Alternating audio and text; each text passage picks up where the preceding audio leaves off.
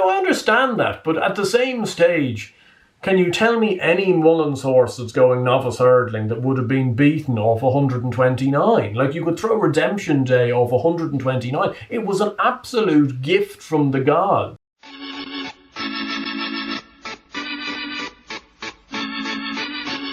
Hello and welcome back to the Let's Talk Racing YouTube channel in association with Racing TV. I'm joined by Andrew Blair White, as always, as we reflect on Chepstow, as well as answer as many questions as possible about Cheltenham, the jump season in general moving forward.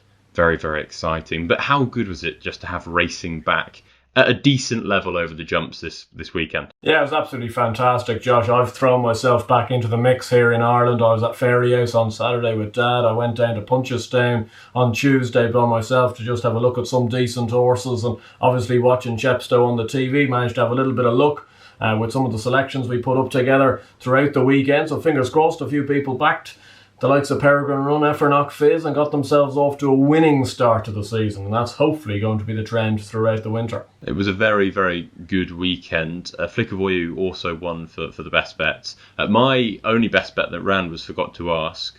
12 to 1 at the time each way, backed into 3 to 1, finished second. I couldn't get the better of Some Chaos, who we backed last year. It was one of those, it's kind of bittersweet. I like Some Chaos as a horse, but I was on the second and he was never really in it. I've got to ask you, did you back more winners over in Ireland or at Chepstow over the weekend? No, back to a few winners in Chepstow more than Ireland. I found the Fairyhouse card was awfully tricky. It was a very tricky card in general. I just kept backing fallers. Like Bride's Hill, that was coming there, cantering at 2 out. She fell. There was another horse that fell in one of the hurdle races as well. Had Whacker Clan, who was 3 lengths clear at 2 out in the handicap chase. And I'd gone up to a bookmaker and especially asked for 6 to 1. He was 5 to 1 on the boards. And I went, "Can you do me 6? He says, "Yes." So I'm sitting with a 6 to 1 docket, and I had to scrunchel it up and put it in the bin, despite the horse almost being home and hosed. So it was a tricky day at Fairyhouse, but as is always the case, SPW got me out of trouble with a few winners in the handicap hurdles. I do think we need to swap out ABW for SPW sometimes on this podcast. But we've got an announcement to make, and that is that our first LTR Plus live stream date is for the Cheltenham October meeting next Thursday, the 20th. I'd imagine we'll start at roughly between 8 and 9 p.m. I know that you're actually making the trip over for that in person, which will be very, very exciting. But if you're not yet subscribed to LTR Plus and you do want access to that live stream right before the 2-day meeting, then please do go and join using the link down in the description. And as much as you're coming over for the live stream, we've got 2 days of Cheltenham and good action at Cheltenham. I cannot wait for it. The Feathered Fish, will I see you in there? I think there's probably every chance, Josh, let's be honest with ourselves. Hopefully we'll see a few people that watch the podcast there like we did last March. It was fantastic. We've turned the Feathered Fish into a HQ of all Let's Talk Racing followers. I just don't understand how they don't sponsor us yet, to be honest. We're getting them business and business and business. But no, couldn't resist coming over for the few days to be in person for the live stream, which would be good. Hopefully we'll do a little bit of exciting content while we're over there as well. And fingers crossed, more than anything, Wrexham will be running on the Friday. That would be good, and you can have your moment in the sun, because it's probably going to be the only moment that he'll have in the sun at Cheltenham this year. But no, I have to say the Feathered Fish last year for the festival was brilliant, and thank you very much for all the viewers that came up and said hello. The one I do need to apologise for was a guy that came up who was very kind. He said, "I'd like to buy you a shot." I wasn't in the shot mood at the time. I think it was probably 6-7 o'clock, and that's more for the later race rounds. But next time I see you, I'll definitely do one, and thank you very much for the offer. I never actually got round to doing it with you, and I felt a bit guilty for that. If you do enjoy this video, please hit that like button, subscribe to the channel. It literally takes 2 seconds if you haven't already, and get your comments down below. Let's touch on Chepstow then. We've got 2 decent races in the Persian War and the Silver Trophy to reflect on. The Persian War came up on the Friday. Plenty of non-runners, Deeper Blue being one of those, and Quid Pro Quo was very disappointing. Accidental Rebel won for Fergal O'Brien. I thought actually given a brilliant ride by Paddy Brennan. Outlaw Peter was second off a mark of 118. He's gone up £12 to 130. Paul, you need to be sending him to a handicap off 118, not a graded race. That's what happens when you run well. It was very bullish from him. What did you make of the winner, and do you think that race will have much of an impact going forward this season? To be blunt, probably not. It's great for connections. They picked up Accidental Rebel at a horses in training sale for I think $7,000, and he's gone and won a Persian War. So fair play to connections, fair play to Fergal. As you say, Paddy gave him a super ride. Paddy's riding very well actually the last couple of weeks. He gave Horse School Presenting Yates an absolute beezer at Huntington a few days ago, and he was punching the air past the stands. It was a 0 to 100 race, but he was still punching the air. But no, it seemed a pretty poor race, to be honest. It was grade 2 in name, but Quid Pro Quo was probably the only horse in there that you thought maybe above average, like really above average, and he was very poor, very flat, and maybe a shade keen early on, and the race kind of cut up apart from that. So fair enough to the connections of the winner, Accidental Rebel. It's just something with Fergal, I suppose, we see an awful lot of the time is he's very productive at this stage of the season, and he's certainly a man to keep on side at the likes of Chepstow, the October meeting, certainly the November meeting at Cheltenham. Like the November meeting at Cheltenham is probably March to Willie Mullins for Fergal O'Brien. In that sort of regard, he sends an awful lot of horses, and he's certainly a man to keep on side. I suspect over time and over the next couple of years, he'll be wanting more and more horses that can maybe take him completely throughout the winter. Because at the moment, he seemingly targets early in the season to kind of get a jump start on some others. He's almost in an identical position as what Dan Skelton was in kind of 4 or 5 years ago, where he was dominating summer racing. He'd get to the winter and he would struggle. It'd be interesting to see if there is a point where Fergal changes his mind and focuses more on quality, but then the whole team spirit there seems to be revolved around syndicates and horses getting into the yard. So it'll be very interesting to see what they do. The Silver Trophy then came on the Saturday, and Nappers Hill was victorious off a mark of I think 140, 142, which was a good run. He won very well. I thought he was given a brilliant ride by Harry Cobden. Paul mentioned the elite hurdle neck, stepping back down to 2 miles, said he's got plenty of speed, and you'd probably say he'd turn up against maybe a Night Salute in a race like that, or a So Royale, or a Not So Sleepy. Those horses that consistently perform at a high level but never really reach the Grade 1 standard. Do you think that he is that type of horse and he could develop into a champion hurdle horse? Because if you're going to go to the elite hurdle route, ultimately you're kind of thinking the Grade 1 2 mile races down the line. I think it's going to be a big ask. Yeah, I think so. Now, to be fair, he did better on the weekend than I gave him credit for, in terms of I didn't think he'd be maybe fully revved up. I didn't think he'd be able to win first time out like he did. We noticed that obviously last year at Chepstow he wasn't maybe foot perfect, and he seems to be an awful lot better than he was maybe this time last year. He's strengthened up, he's jumping a lot better as well. But at the same stage, facing off against the likes of a So Royale. So Royale's a criminally underrated horse in these sort of Grade 2 races. He's such a slick jumper. He's such a strong traveller, and these tight right-handed tracks really suit him. So he is going to have to do some. And, if he goes and wins an elite hurdle, you probably have to run him in a Christmas hurdle then. And you're there going, I see Nappers Hill more of a 2.5, 3 mile chaser in the making rather than a champion hurdle horse in the making. So I would say I'd be liking to take him on, to be honest. But at the same stage, it was a very good performance. Yeah, I said this on LTR Plus. He reminds me a bit of almost Kel Destan, that kind of horse that can pick up these Grade 2s, 1 in every 3 or 4 runs, but might struggle ever putting a threat into the big guns, the likes of Honeysuckle, Constitution Hill, Vauban, State Man, etc. Punchestown today, we won't be able to reflect on that. Galvin makes a seasonal return, and Marie Nationale makes his hurdling debut. We're obviously recording this early in the morning on Wednesday, so we're not going to be able to get round to reflecting on that, but we do hope that they both put in good performances and we get excited about them this season. Let's move on then to the main part of this video, and that is the questions. Questions from you, submitted by you over on Twitter or YouTube. We always do scan through the questions, so if you want to be featured in one of the future videos, please get them down below and you could, feature in the next video. But here's one for you. Patrick Devereux asks, who do you see as the novice chasing first string for Willie Mullins, Henry de Bromhead and Gordon Elliott in the Arkle Turners Festival Novices Chase and National Hunt Chase sphere? So the 2 miles, 2.5 miles, 3 miles and then 3.5 miles plus. Yeah, it's a hard one to get your head round. I particularly actually struggled with Henry de Bromhead, really. Kind of after Journey with Me, his novice hurdlers last year were maybe not quite to the same level that we've seen in years gone by, where he's obviously had the likes of Manila Indo coming through the ranks. Journey with Me is going to be the fascinating one to see where he's pitched in. I assume he'll start in a beginner's chase over 2.5 miles.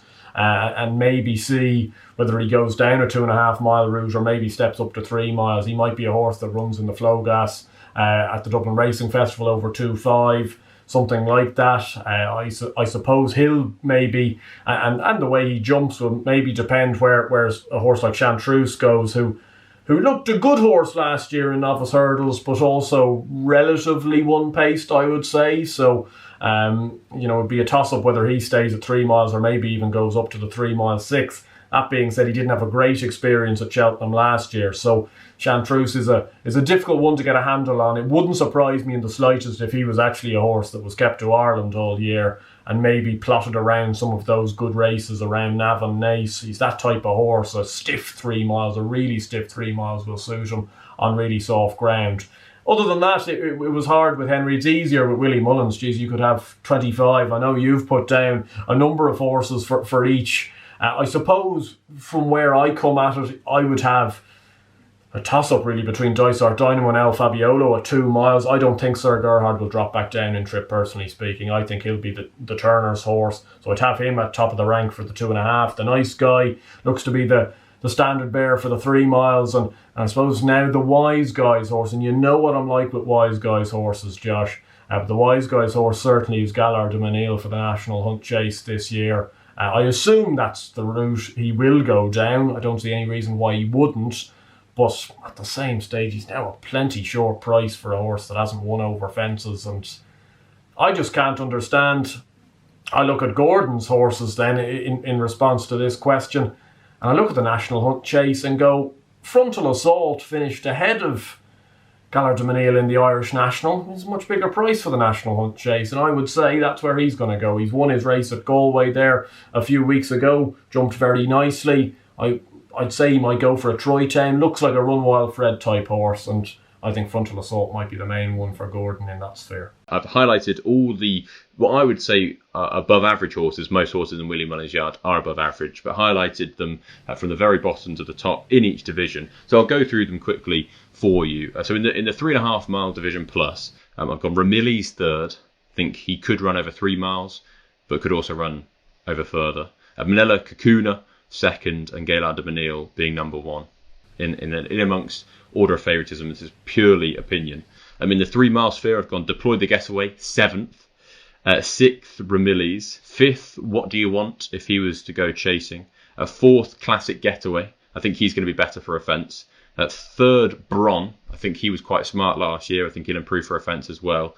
2 Manila Kakuna, and number 1 being The Nice Guy. I think the Festival Novice Chase is just absolutely made for him if he jumps well.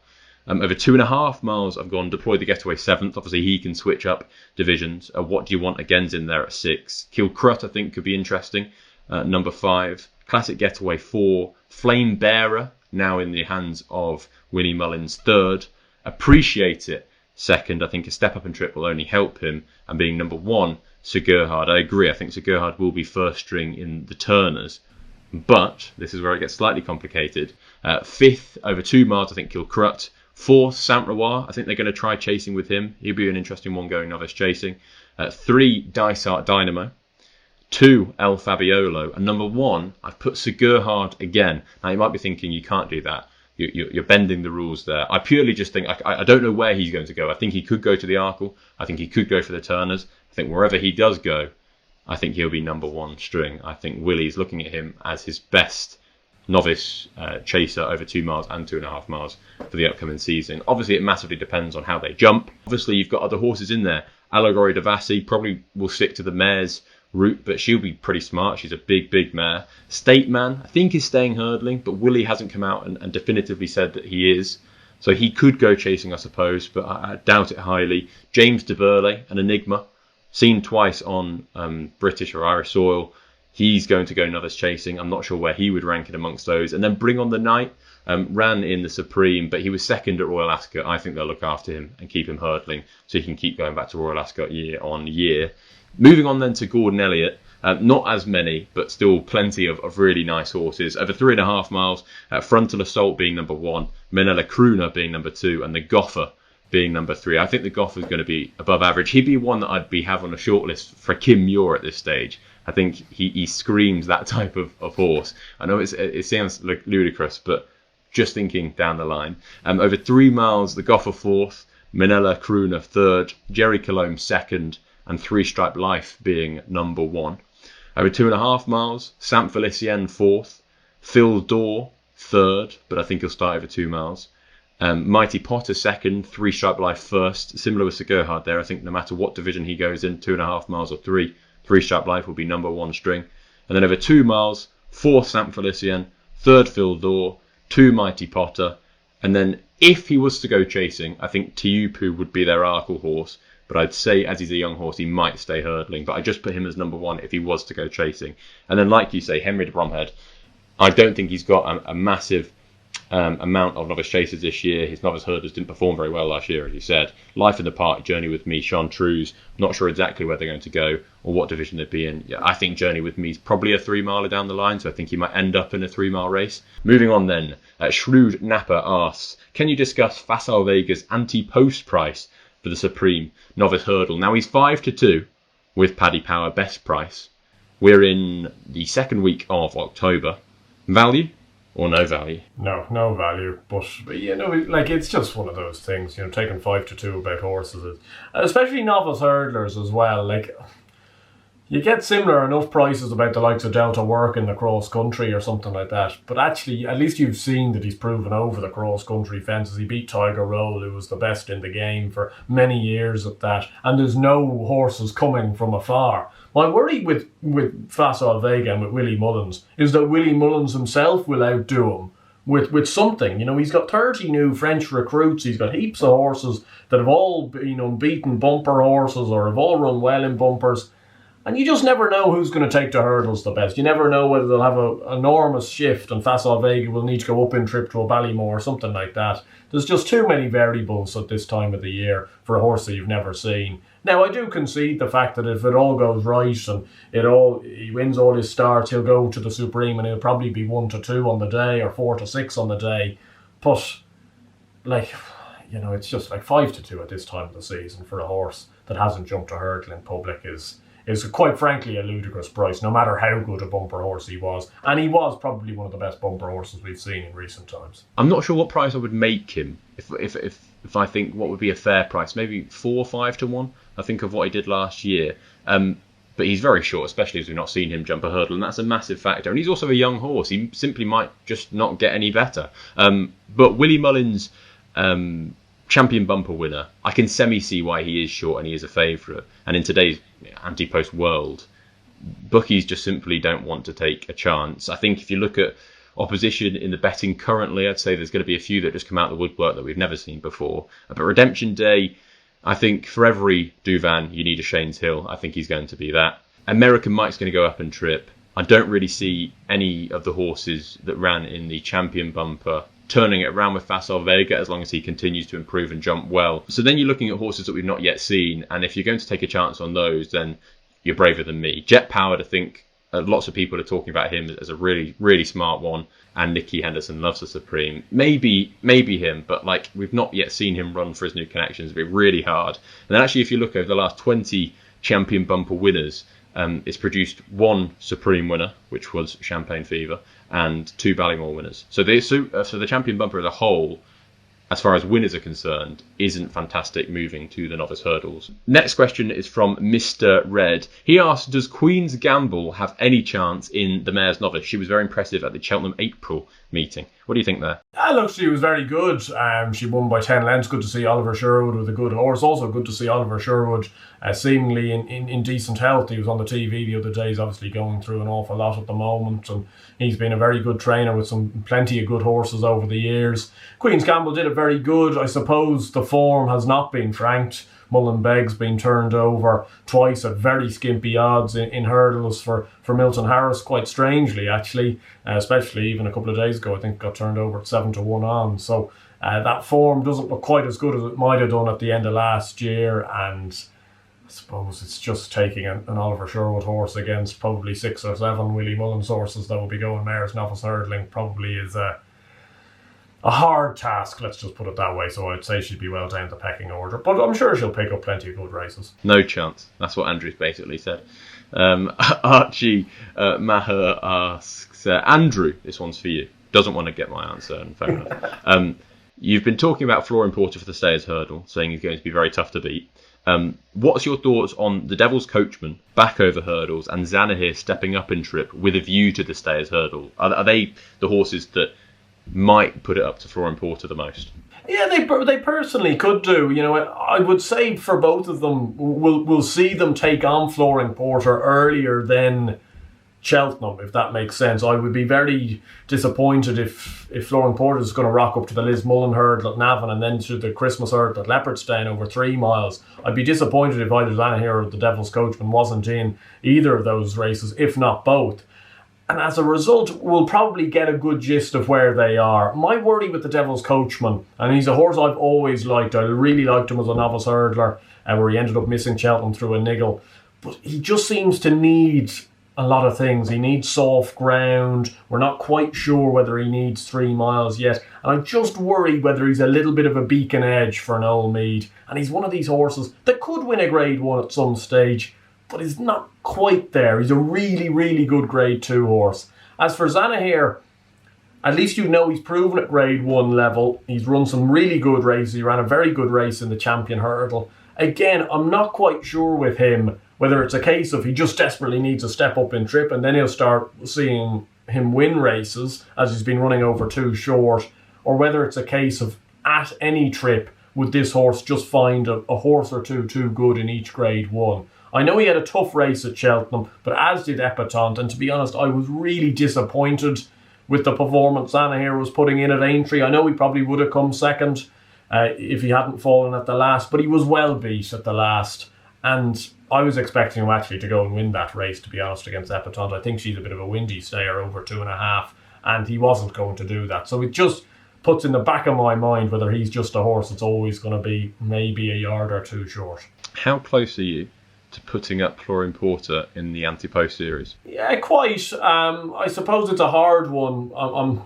The tricks in between. He fell in the Liz Mullen last year. It wouldn't surprise me if he's a horse that might get beaten in the Liz Mullen hurdle. And that's at the back of my mind in terms of if he got beaten in either that or at Leopardstown at Christmas, does he drift out a point or two? And you might be able to get, 6 or 7 to 1 rather than 4 or 5 to 1. It's probably a stingy enough price to be putting up at this stage. I do have 1 or 2 right in the back of my mind, though, for the next Cheltenham Anti-Post series. I've been doing an awful lot of digging the last week or two, and I've got nags. Are they John McConnell 33 to 1 nags, or are they horses that actually are going to win a race? No, see, John McConnell's got a great chance in the Albert Park because he knows the race inside and out.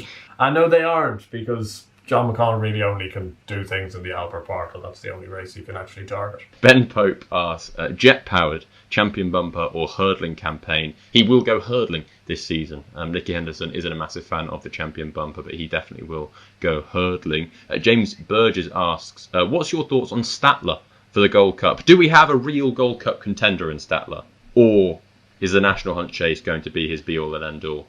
And that's what we're going to remember him as. I think that's harsh, the second statement. I think he needs to go and prove himself to be a Gold Cup horse. It's going to be interesting to see how they campaign him, whether they campaign him to be a Gold Cup horse, or maybe they take the view that he's more of a Rathvinden type horse and they go towards a Grand National, and as a result we mightn't see him until later in the year, and he might take in a Bobby Joe, a Fairy House or something like that when the national weights are out. But if he's campaigned as a Gold Cup horse, he's going to have to take in the likes of the Savills, the Irish Gold Cup, and I just wonder whether he'll have the tactical pace in the midway parts of these races to lie up. That'll be the main concern. Same with the Gold Cup. It's really the middle part where, is his jumping going to be put under pressure because of the pace they're going at? And I just wonder whether the likes of Galopin des Champs, A Plus Tard, these are horses that can go at just a quicker cruising speed. There's no doubt about it. And even though Statler's a really good stayer, is he going to be taken out of his comfort zone too much that he won't be able to retrieve it? I think he probably represents a little bit of value in the Gold Cup market that at the moment is a market that doesn't really screen value anywhere. Galopin's probably too short. A Plus Tard is probably where he should be. So he's a big price. He's probably one of the ones at a bigger price that has a genuine chance of improving into a Gold Cup horse. But we're going to have to see it first before we start to believe it. Craig Thompson asks, what's your thoughts on Gaelic Warrior this season? Now, he obviously had a massive run in the Boodles on his first start from Willie. First start over here. He travelled. I thought it was a mammoth run. He was just beaten by Brazil. Up in trip, I think, might see him improve. And connections have hinted the Ballymore. I know they hinted it directly after last year's Cheltenham Festival. Whether that means that Mercury, for the same owners, goes down a Supreme route. I think he will go novice hurdling this year. Might be interesting. But it's hard to get a grip on Gaelic Warrior, isn't it? Because we've only seen one run. Yeah, very hard. And I suppose we'll learn more after, often what we see in the first race or two. I'm probably going to put my neck out on the line here with this horse, Josh. I just don't see the appeal behind him whatsoever. I thought he did, he jumped markedly out to his right at Cheltenham. Would you really be backing him at Cheltenham again? I was called stupid when I kept putting up a Styrian Furlange with people saying, "Oh, well, he just jumps right. What are you doing?" All of this stuff. Yeah. So I'm going against those sort of people. And at the same stage, he was off 129. That was an absolute gift from the gods. He was getting a stone from Brazil, who has subsequently been tonked in a Grade 1 at Aintree and couldn't win a Grade 3 novice hurdle on return. Got tonked by Jamp Kiley. So I'm there going, Brazil is a very good horse, don't get me wrong, but he's not a Grade 1 horse, Brazil. And he hasn't been able to beat him getting a stone off him. HMS Seahorse, very similar mark. HMS Seahorse was giving him a pound or two. Has finished 3 or 4 lengths off.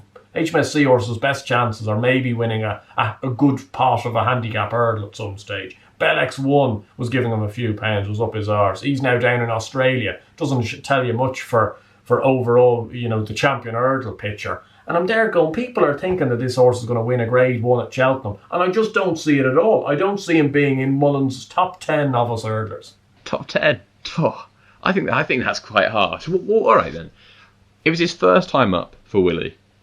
He'd never jumped a British or Irish hurdle in public. It was the Cheltenham Festival, absolutely packed to the rafters.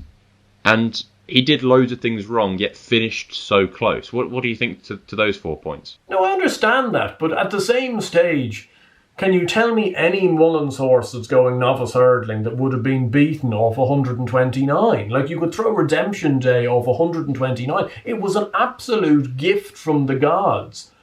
And he was well more than entitled. He was a horse that the Irish handicapper said before Cheltenham that if he'd had his say, he'd have given him 140 or something like it. It was 139 or 140.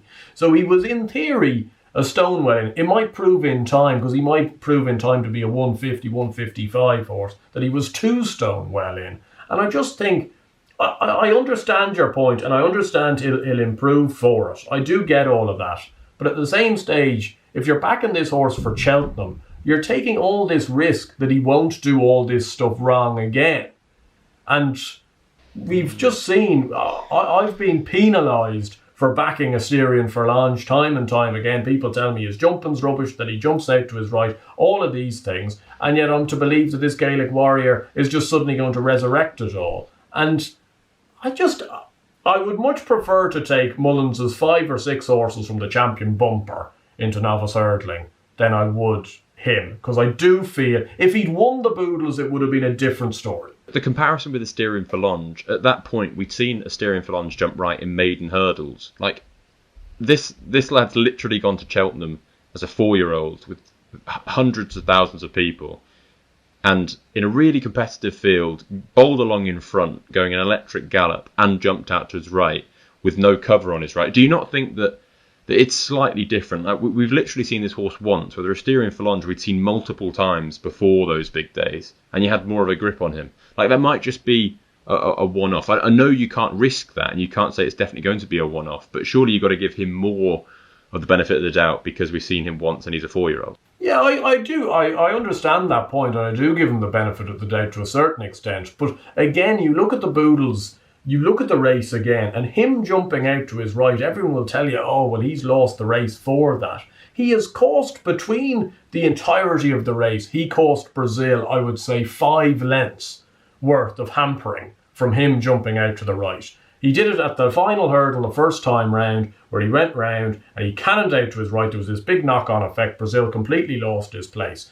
So Brazil was actually more than Brazil winning that race was a big markup on him, giving so much weight. He'd obviously been hampered quite a lot, and to be honest, I don't see it personally. I'm more than willing to be proven wrong, and he might go out and win a Ballymore. He might go out and be the best Grade 1 horse Willie Mullins has, but I don't see it. Very fair, and we're all entitled to our opinions. I personally wouldn't be behind him for Cheltenham at this point, but I do think he's a Grade 1 novice hurdler. Chris Deverdy asks, Fernie Hollow and Monkfish season plans. Where do we think they could end up? Now, one thing we do know is Monkfish is out until next year. He's likely to have probably one run, I'd say, before a Gold Cup go. I think it'd be silly not to run him unless he's a shadow of himself. He's a big horse, and you just got to hope that he doesn't follow the same route as Top of the Game, who we didn't see for 3 years. Very similar build. It would be a massive shame if we don't see Monkfish live up to his immense potential, because it was immense. And then Fernie Hollow, I mentioned this on a video a couple of videos back, and all I think is I don't think Fernie Hollow is going to be good enough over 2 miles. I think they will try him up in trip. That's just my opinion. I'm not saying that he's going to go to the Ryanair, or Allaho's not going to go to the Ryanair. I just think they'll try him over 2.5 miles, which I think is a big difference. What do you think, Fernie Hollow and Monkfish? Yeah, it's just a case of trying to get them back on track, really. I have an awful feeling about Monkfish. I don't want to say it because he's a really good horse. Like the scraps he used to have with Latest Exhibition were top of the bus a couple of seasons ago back at Leopardstown, but I do fear that he's going down this Top of the Game route. All the news bulletins you hear is it's going to be next year, he's got another knock, he's all of this. It doesn't sound great. Fernie Hollow, I'd agree with you. I think Fernie Hollow's got a lot to do to prove himself to be better than an Ergamine over 2 miles. And if he's not going to be better than an Ergamine over 2 miles, well, where do you go? Dean Crozier asked, if you had an expensive purchase from the point-to-point sphere, which trainer would you send it to, and why? Come on. Well, see, I wanted to take this outside the box, as I'm sure people would. Very blatantly, the answers probably should be Willie and Paul Nicholls in terms of what they've achieved, or Willie and Nicky or something like that. But I didn't want to do that. So we've got ourselves a very expensive point-to-point horse. We're going to see whether he's a Grade 1 horse. I would love to send... I'm going to send one to... I'm going to have two. I'm going to send one to Ireland and one to Britain. I'm going to send one to Tony Martin, and I'm going to see whether Tony Martin can campaign this horse genuinely and make him a Grade 1 horse, rather than screwing around making him a handicapper. But that being said, you have the backlash of the fact that if he's not quite Grade 1 level, like Charles Burns, like Tony Martin, you're going to win a big pot at some stage, because he may be a Grade 2 horse, but if he's a Grade 2 horse, he'll win a big handicap rather than just being a Grade 2 horse. And the one I would send to over in Britain, because I think you'd win an awful lot of races, and they jump really well, he schools them very well. I'd send one to Donald McCain. And I love the fact of having, I do genuinely, I love Donald McCain having good horses. I love Lucinda Russell having good horses. I think having horses in the north of England, up in Scotland, that are competing down south, I think it's really good for racing. As it was a toss-up actually between McCain and Lucinda Russell, but Donald McCain, you get Brian Hughes riding it every time as well, which is just a little added Brucey bonus. I could have predicted that, to be honest. My two are also quite predictable. Over here I was thinking... logistically, I'd want a top trainer. My favourite trainer in Britain is probably Paul Nicholls. I've got plenty of trainers that I really like, but Paul Nicholls would probably be top dog for me. So I'd send one to him because he's not a million miles away from where I am. And then if I was in Ireland, I'd want to go slightly against the grain. I think I'd send one to Gordon. because I thought he worked wonders with the likes of Envoy when he had them in his care. So I'd probably send one to Gordon. Christina Davis asked, do you know anything about Lossiemouth and Kudeshwar, or Kudashiva? I've absolutely butchered that one. Don't know anything about Kudashiva, but Lossiemouth. So Lossiemouth is a talking point horse, especially in the racing Twitter sphere. And it's not the Lossiemouth that was in training by Tom Lacey, by the way. A 3-year-old that's come from France. Been bought by Rich Ritchie, going into training with Willie Mullins, or in training with Willie Mullins. Bolted up at Auteuil on debut by 10 lengths. Very promising, and a lot of the French lads absolutely loved her. She'll go juvenile hurdling, and obviously Connections had Vauban, the winner of last year's Triumph. And Connections, I think the racing managers come out and said that they see her as a hopeful, leading hope for the Triumph hurdle. She's anti-post favourite. I don't think it's new news that she's pretty smart, will go juvenile hurdling and represent some top Connections. And you'd have to hope that she'd be pretty good and pretty impressive. I can't imagine on debut she's going to be much of a price, but it'd be interesting to see what Lossiemouth does. But she could be that next superstar for Willie Mullins. Right then, let's move on to our best bets. Obviously, we're recording this on Wednesday morning rather than Wednesday night, so we're not going to have decks for a lot of the racing on Friday. But best bets over this weekend, have you got any? Yeah, it's hard, as you say. There's not much jump racing in Ireland this weekend, to be honest. So I've picked out 2 from Tramore, which should be today when you're watching this. It's on Thursday, and hopefully they both run well. One horse that I saw run at Fairyhouse on Saturday is actually backing up pretty quickly in the 2:25 2-mile handicap hurdle, and it's a horse called Brooklyn Balance for the Flavins. Michael O'Sullivan takes the ride. Michael O'Sullivan, the next big thing on the block at the moment in Ireland. He's riding all of Barry Connell's horses. He's a £5 claimer. It will quickly go, I suspect, that claim. He'll be a man that will be in big demand for the Martin Pipes of the world this season, I suspect. But I think he's got a very good chance. Trish Knows Best just nutted him at Fairyhouse on Saturday. Should have a very good chance if he does go and back that up. And the 3 o'clock race, the Mayor's Maiden Hurdle, quite a decent little race for Tramore standards as well. I think the step up in trip may well suit Champagne Socialist. She won at the 5th time of asking in a bumper at Downpatrick over 2-2 last time round. She goes up to 2-mile 4. Previously a good horse from Tom Taft's yard. Now in the care of my friend John McConnell. And I think she has a very good chance. She has a Gordon Elliott horse to beat, but I hopefully think she can do so. Now, I don't have any best bets for this weekend, but instead I've listed some horses that I do think you should probably watch over the next 3 or 4 days. I'm going to quickly fire through them. So on Thursday, the day of this video, Carlisle, Tommy Zoska makes his chasing debut. He's in a 2-runner race. Not particularly exciting, but he won the Champion Hurdle Trial last year. He's rated 155 officially over hurdles. He could be a pretty smart novice hurdler. Go and watch him first race at Carlisle. And then in the novice hurdle, Springwell Bay, who was an impressive bumper winner for John Joe at Market Raisin last year. We've not seen him for 12 months. I really like him. I think he could be above average. Pretty good, actually. But he's up against Sizing Potsy, who was a 143 rated chaser. Still a maiden over hurdles, so he can run in this sphere. Has moved from Jessica Harrington's to David Pipes. He's obviously interesting. And then don't overlook Irons as well for Skelton. Over at Tramore on Thursday, Bellator makes her hurdling debut after 2 bumper runs. Won a bumper beating Kilbarry Chloe, who's won a Grade 3 novice hurdle since. She could be above average. Be interested to see what she does. On Friday at Utoxeter, Ballyglass, who finished 3rd behind Top Dog in the listed Newbury bumper in February, and had some decent Irish form in bumpers, finishing a close second to the Big Doyen in a Roscommon bumper for Sam Curling. He's interesting, and I actually think I've dived into that Newbury bumper, and I'm actually going to say this. I think it's the second best bumper as far as future horses in Britain. So the Champion bumper being number 1. I'd have the listed Newbury bumper, and then I'd have the Aintree bumpers. So a couple of stats on this bumper that he finished 3rd in. In 2014, definitely Red won it. T for 2 was 2nd. 2015, Barters Hill won it. Belvedere was 2nd. Altior was 3rd.